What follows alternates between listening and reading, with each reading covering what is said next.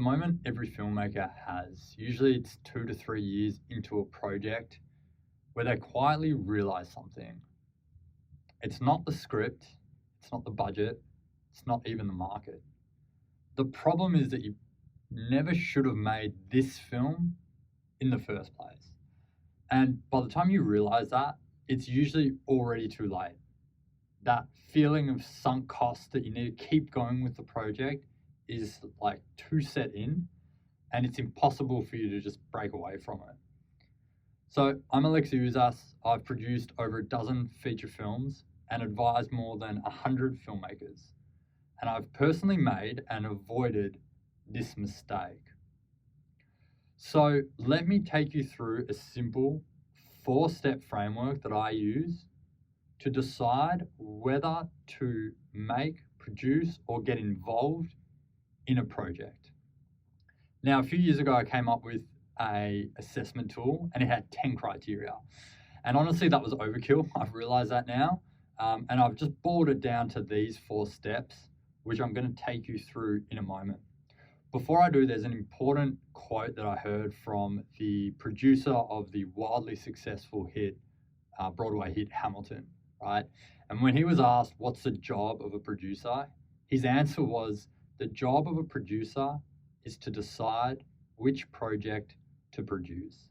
And that's why I think this video is so important, because if you get this right, if you get the decision about which film you should actually be investing your time into, whether you should be investing resources into a project, if you get that right, the downstream effect of that decision is huge. It's either going to lead to a film that was made for the right reasons and therefore has the right outcomes, or it's going to lead to either a film that stalls or a film that you're going to resent because you never made it for the right reasons to begin with. So let's take you through the 4 steps. Number 1, fees. Now, I know that's not romantic at all, but it's a factor that we cannot ignore, especially early on in a filmmaker's career. So when I refer to fees, it's just what fees are you going to generate from this project as a producer, as a writer, as a director, as an HOD, as an actor, right? This isn't just for producers. What's the fee and how meaningful is that fee? Because ultimately, what we're trying to do is stay in the game. Stay in the game long enough that we can continue to make films and we can continue to have shots on the board. In order to do that, you need cash in the bank. Why do you need cash in the bank? Cash in the bank buys you time and it buys you options. So another great quote from a successful producer, Emil Sherman, the producer of King's Speech and The Lion, in an interview once said that how Seesaw selects their films. So talking about like how they select their films. And he said that they never wanted to produce a film in order to service their overhead. So as their company grew from 2 people to now it's probably like 30 people, right? As it grew, their overhead got bigger, their rent got bigger, I'm sure. Their labor costs would have been the big one, just the amount of people, the head count that they have, right? Their costs would have gone up dramatically. But he was trying to say that at all times, they never wanted to say yes to a film simply to service that overhead. Now, that is the ideal scenario. There's absolutely no doubt, right? But we can't ignore the practicality of building a career as a filmmaker and needing to generate fees in order to survive and in order to stay in the game. So this is something that is absolutely important. It's hopefully important in the earlier stages of your career. And then as you grow, right, maybe you get a hit and then you've got a bunch of money in the account. Maybe you have other ways to generate income, so you're not relying on these fees, right? But ultimately, yes, if we can become less reliant on the fees as one of the criteria, that's probably a direction that we want to move in. But at the start, absolutely, jumping on a project for fees is not just valid, but it's essential. Now, the question to ask yourself for this step is, if I get involved in this project, is it going to provide me with financial stability and keep me in the game? That's the only question you need to ask. If that's a yes, that is a justifiable reason to get involved in a project.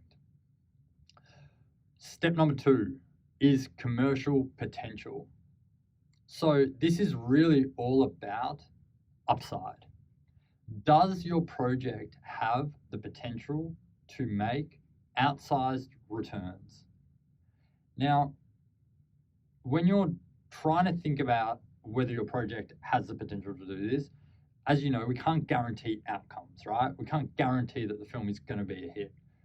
But what we can control is whether we're structuring the film or placing the film in an arena where that potential exists. Now, what do I mean by that? Well, in business, you usually choose a niche to go into. You decide on a niche. And each niche has what's called a total addressable market, TAM. It's basically what is the size of that niche? How many people, how many potential customers are there? The size of that niche is largely going to dictate the size of the business, because at some point you're just going to cap out. Even if you're an excellent entrepreneur, operator, owner, whatever it is, if you're in a small niche, eventually it's going to cap out because you can only capture so much of that market. In film, we simply replace TAM for audience size, right? So how big is that audience size to begin with? If you're making an art house drama, it's probably going to be a smaller niche, right?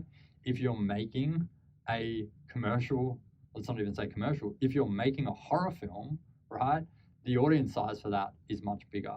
So we don't just look at genre though. So we want to look at genre as one of the factors. Cast, right? If you're able to attach recognizable cast to your film, that's going to increase the commercial potential of the film. We want to think about things like the hook and the premise, right?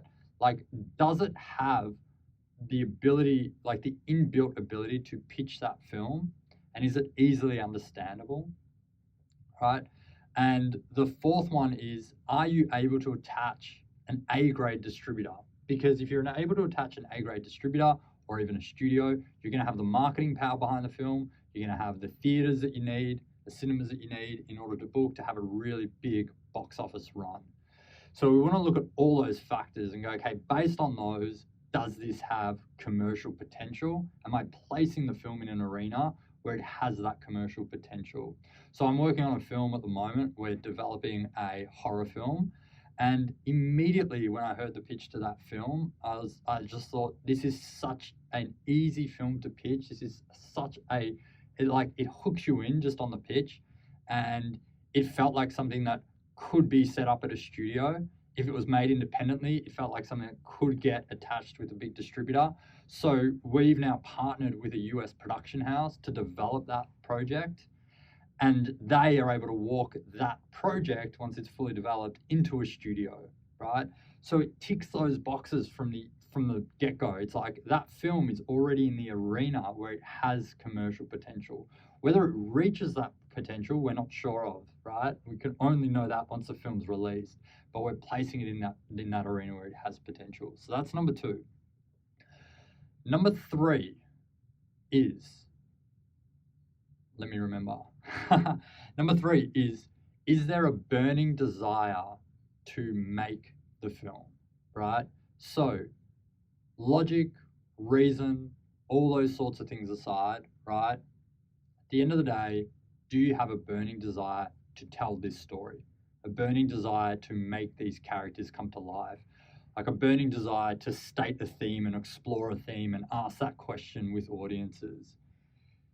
This is a powerful motivator to make a film. Now, it's not going to pay your rent, right? Which no doubt you know that. So we don't, again, want to be naive about what it means, but it is a valid reason to make a film.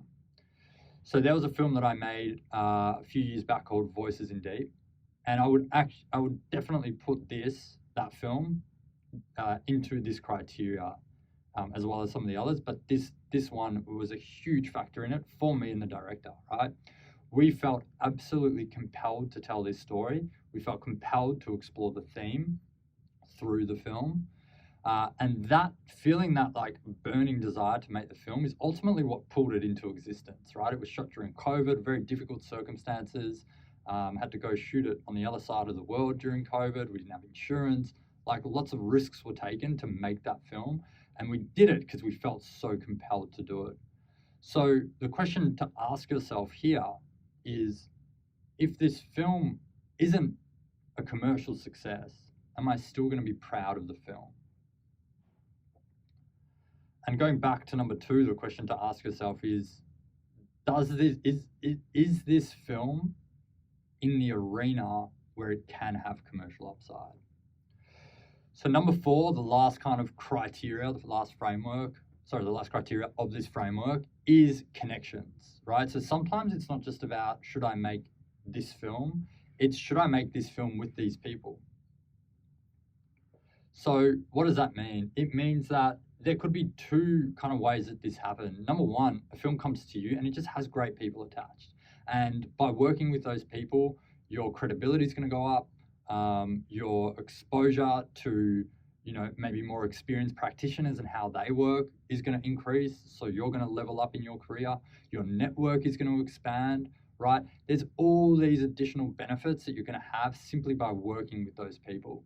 Now, if that project doesn't come to you, the other way to think about it is, if you can put some of the initial pieces of your project in place, does that make it really attractive to go and actually attach a more experienced producer or an experienced production company to come on board your project? So again, you can get all those benefits of, leveling up because you're now seeing how they do things, getting access to their network of people, building, credibility and trust in the industry, and hopefully having this company or producers to work with again over multiple projects.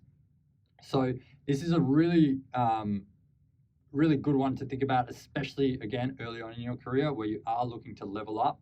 You're really looking, okay, how can I fast track my career trajectory? I think this is a great way to do it.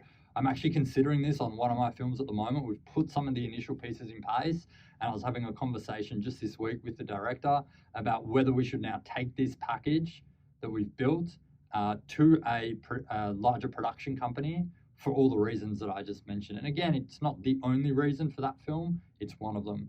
So the question to ask yourself there is, by making this film with these particular people, is it going to build my credibility? Is it going to increase people's trust in me? And am I going to have the opportunity to work with these people again?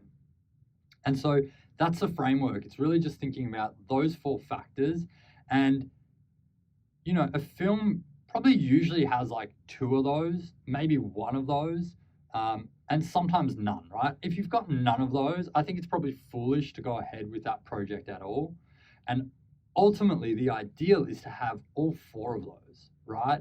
You're getting paid really well, it's got high commercial potential, you've got a burning desire to make it, and you're working with great people who are going to increase your credibility, trust, and your network in the film industry. That's really like, that's like the ultimate aim and goal, I think, with any project. So those are the four factors, four frameworks. Apply them to your project, make the decision. That's the job of a producer.